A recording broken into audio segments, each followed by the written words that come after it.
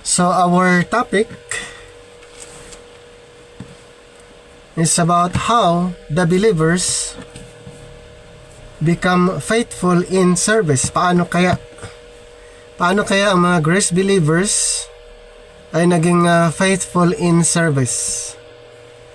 So ito po ay isa sa mga alamin natin since ang tawag sa mga believers ngayon ay grace believers. Tayo ba ay naging faithful in service? Or kung naiisip lang? Or kung nauobliga? Or for compliance purposes na lang? Okay? So, yun yung isa sa mga alamin po natin. Tayo ba ay naging faithful bilang grace believers? O, mayroong iba, ang ibang rason, di bali, importante ligtas. May mga ganun po na rason. Ang importante daw ay ligtas. Yan. Pero hindi siya maganda na reason. Okay, hindi siya maganda na reason dahil ang mga grace believers ay tinatawag na ambassador. So, pag sinasabi kasing ambassador ay mayroon pong commitment, full-time commitment, kumbaga, bilang ambassadors for Christ. And we are Christ's representative. Tayo yung representative ng ating Panginoon at ating ipinapangaral ang message of grace, ang mensahe tungkol sa biyaya. Sa 2 Corinthians chapter 5:18, and all things are of God, who hath reconciled us to himself by Jesus Christ, and hath given to us the ministry of reconciliation. So, given to us. Ibig sabihin, part po tayo dito. O, sasabihin ng iba, paano nagiging part? Mga taga-Corinthians lang naman yung sinasabihan dyan. Kasama po tayo dahil si Apostol Pablo na rin ang nagsabi na follow me as I follow Christ. So, ibig sabihin, kasama din tayo sa magdadala ng mensahe or the message of reconciliation dahil nga lahat ng mga grace believers, si Pablo ang ginawang ehemplo or model or pattern under this present dispensation. So to wit that God was in Christ, verse 19, reconciling the world unto himself, not imputing their trespasses unto them, and hath committed unto us, okay? And hath committed unto us the word of reconciliation. And then verse 20, now then we are ambassadors for Christ, and as though God did beseech you by us, we pray you in Christ's stead, be ye reconciled to God. Malinaw po yan. Mayroon tayong mission. Mayroon tayong mission bilang Christ ambassadors na ating ipapangaral ang gospel of grace, the message of reconciliation, by introducing the message of the cross. Isa pang sinabi ni Apostle Paul sa Ephesians 3:9, and to make all men see what is the fellowship of the mystery which from the beginning of the world has been hid in God, who created all things by Jesus Christ, and to make all men see what is the mystery. Hindi po lahat nakakaintindi, nakakaalam ng mystery revealed program. Kaya ang nangyari ay may mga mixing presentation instead of purely grace presentation. Mayroong tinatawag na mixing teaching presentation. So ano ang part natin sa mga hindi pa nakakaunawa na mayroon palang new program ang Panginoon na binuksan para sa panahon natin ngayon na hindi lang na-acknowledge ng karamihan, kaya bumabalik sila sa earthly ministry ng ating Panginoon. Doon sila nagbabase ng mga teaching sa Matthew, Mark, Luke, and John. Doon sila nakabase sa mga libro na yon dahil sa kanilang pagkakaalam ay yun ay applicable sa panahon natin under the dispensation of grace. So ang part natin ay maturuan sila, maipangaral sa kanila yung new program na inirebeld ng Panginoon kay Apostol Pablo, at itong programang ito ay patungkol sa langit.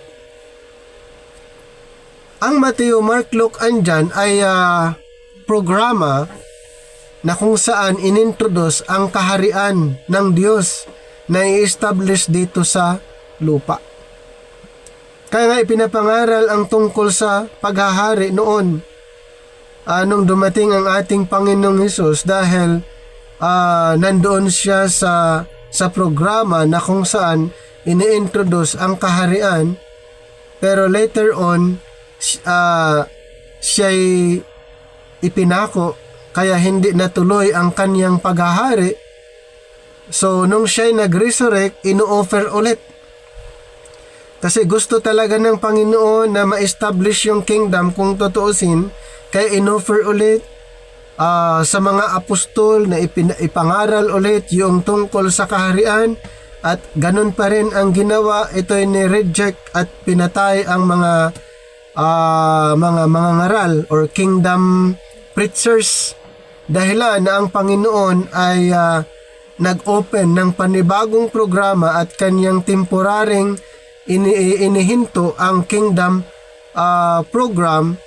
Kaya nung inirebeld ng Panginoon kay Apostol Pablo ang grace program, ang nangyari sa dating program ay unti-unting nawala. Kaya ang ebanghelyo sa panahon natin ngayon ay hindi na patungkol doon sa kingdom na ino-offer during Matthew, Mark, Luke, and John. Ang ebanghelyo ngayon na ini-offer, ini-introduce ay ang gospel of grace, na kung saan hindi malinaw ng karamihang mga preacher, kaya doon sila bumabalik, doon sila nagdwell or nagstay sa Matthew, Mark, Luke, and John. Ang tanong, sila ba ay faithful minister sa grace ng Panginoon? Hindi po.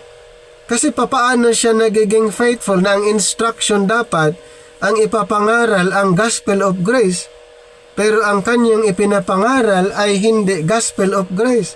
Siya ba ay faithful minister? Hindi. Anong sabi sa 1 Corinthians chapter 4? 1 Corinthians chapter 4 verse 1 and 2. Let a man so account of us as of the ministers of Christ and stewards of the mysteries of God. Moreover, it is required in stewards that a man be found what? Faithful. Dapat ganon. Paano siya matatawaging faithful in service na ang kanyang ipinapangaral ay hindi akma sa panahon? Nandoon siya sa isang programa na nag-stop temporary. Isang programa na hindi nag-operate sa panahon ngayon, at doon yun yung ipinapangaral. Siya ba'y tawagin na faithful in service? Hindi po. Ang isang believer, tatawagin lamang faithful in service kung ipinapangaral, kung naka-align ang kanyang pangangaral under the dispensation of grace. Sino ba ang pinagbigyan?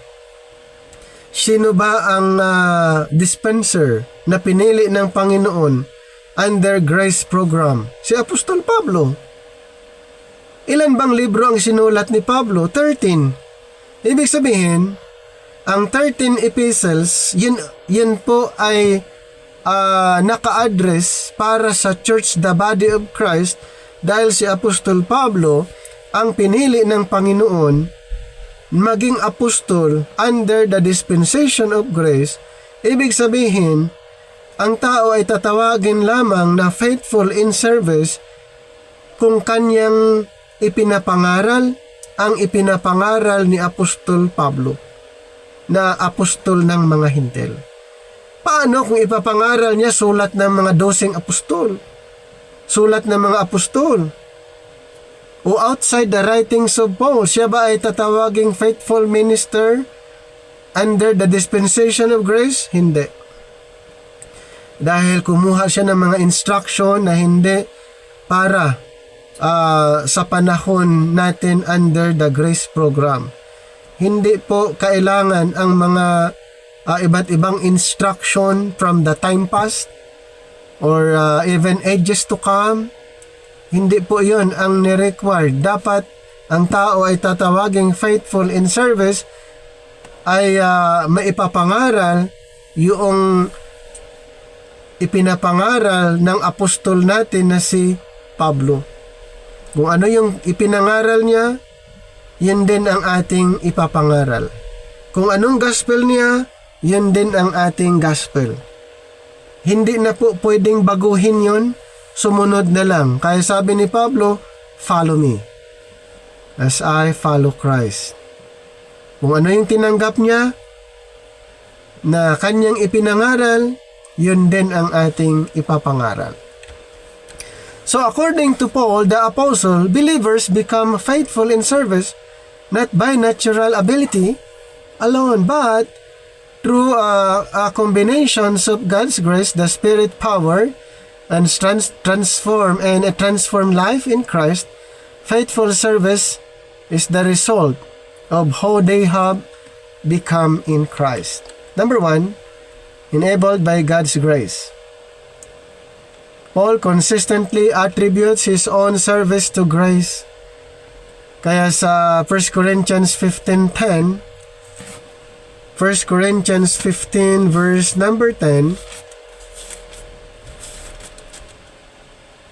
but by the grace of God I am what I am, and His grace which was bestowed upon me was not in vain, but I labored more abundantly than they all. Yet not I, but the grace of God which was with me. So faithful service begins when believers recognize it is God working through them, not self-effort alone. So mag-start lamang kung ang mga believers, mga mananampalataya, ay ma-recognize niya that God working through them. Ayon sa Philippians chapter 2, God is working in behalf of us. Kaya dito sa verse 13, for it is God which worketh in you both to will and to do of His good pleasure. Number 2, empowered by the Holy Spirit. So service is energized by the Spirit. 2 Corinthians chapter 3, 5-6. So the Spirit gives a strength, enables perseverance, and produces spiritual effectiveness. Number 3, rooted in love for Christ. Paul's motivation is deeply relational. Kaya sa 2 Corinthians 5 verse 14, for the love of Christ constraineth us, because with us judge that if one died for all, then we're all dead. So, ang motivation po, yung love. The love of Christ controls us. So, faithful service flows from, first, gratitude. Second, devotion. 3. Love. Number 4. Shaped by a renewed mind. Transformation leads to service. Anong sabi sa Romans 12:2? Romans chapter 12 verse number 2. And be not conformed to this world, but be transformed by the renewing of your mind, that ye may prove what is that good and acceptable and perfect will of God. So, be transformed by the renewing of your mind. Then, sa verse 1, I beseech you, therefore, brethren, by the mercies of God, that ye present your bodies a living sacrifice, wholly acceptable unto God, which is your reasonable service. Present your bodies as living sacrifice. So, service becomes lifestyle of worship na. Naging lifestyle. Kumbaga, hindi na inoobliga, ito ay naging natural na lang sa atin. Number 5, using spiritual gifts. Dito po, Paul teaches that every believer is equipped in Romans 12:6, having gifts that differ, and let us use them. So, during the time, especially the transitional period, and we already mentioned regarding different gifts under the transitional period, pero ito po ay nag-cease after the transitional period. Pero during that time, ito po ay napaka-effective sa kanilang ministry. And also in 1 Corinthians 12, na-mention doon yung mga different rules, same spirit, and all for building up the church. Ganun po yung mga ni-require during that time. And then a faithfulness means using what God has given, not comparing with others. So kung basahin yung 1 Corinthians 12, 13, 14, 15, pinag-uusapan doon, especially sa chapter 14, pinag-uusapan yung mga spiritual gifts intended for the Corinthian believers, at na pag-aaralan din natin na hindi sila pwedeng magkaroon ng comparison. Kasi nagkaroon ng nagkakaresulta ng yung pagmamayabang. At yun ang nangyari sa mga taga-Korinto, ay instead of edification or para ma-equip ang mga believers, pero mga taga-Corinthians ay compare nila yung kanilang mga spiritual gifts dahilan na nagkaroon ng confusion within the church. So nagkaroon ng confusion. At isa yan sa mga inaayos ni Apostol Pablo dahil nagmamayabang na yung may mga spiritual gifts during that program. Then number 6, marked by perseverance and endurance. Faithful service continues despite hardship. 1 Corinthians 15:58. Ito po ang sinasabi. Therefore, my beloved brethren, be ye steadfast and movable, always abounding in the works of the Lord, for as much as ye know that your labor is not in vain with the Lord. So, a faithful service continues despite hardships. Ibig sabihin, hindi pala hadlang ang mga hardship na umayaw ka na sa service, sa pag-serve sa Panginoon. Ang tawag doon, unfaithful na. Kasi bakit? Nasusukat lang kung okay ang sitwasyon, nakadepende sa sitwasyon ang kanyang faithfulness. So dapat hindi. Kahit anong pangyayari, okay? Kahit anong sitwasyon, kaya sabi ni Apostle Paul, in season, out of season. Basahin ko lang. Mayroon kasing implication to kung bakit niya sinasabi. Kasi, it actually questions our faithfulness. Dito po sa 2 Timothy chapter 4 verse 2, preach the word, be instant in season, out of season, reprove, rebuke, exhort with all long suffering and doctrine. So, faithfulness in service ay hindi po nakadepende sa panahon. Kung okay ang panahon or tinatawag na depende sa mood, hindi po. Ang faithful service, kahit may mga sitwasyon na mahirap, sitwasyon na ikaw ay maayos, so hindi po yung yung doon nasusukat. Dapat kahit anong mangyari, doon po yung pagiging faithful in service. Kahit anong mangyari, basta sa Panginoon yung ginagawa, tuloy lang. Okay? Yun po yung point doon. Kaya be steadfast, always abounding in the work of the Lord. Dahil yung ating ginagawa ay may value sa harapan ng Panginoon. Kaya Paul's own life shows, ito yung na-experience ni Pablo, suffering, opposition, yet unwavering commitment. Nagbago ba ang kanyang pananaw? Walang nagbago. Kung ano yung kanyang paniniwala, kung gaano siya katapat sa kanyang tungkulin, hanggang siya'y namatay, walang nabago. Nakuha nyo yung point, unwavering commitment. Ganun dapat, lahat tayo, di ba?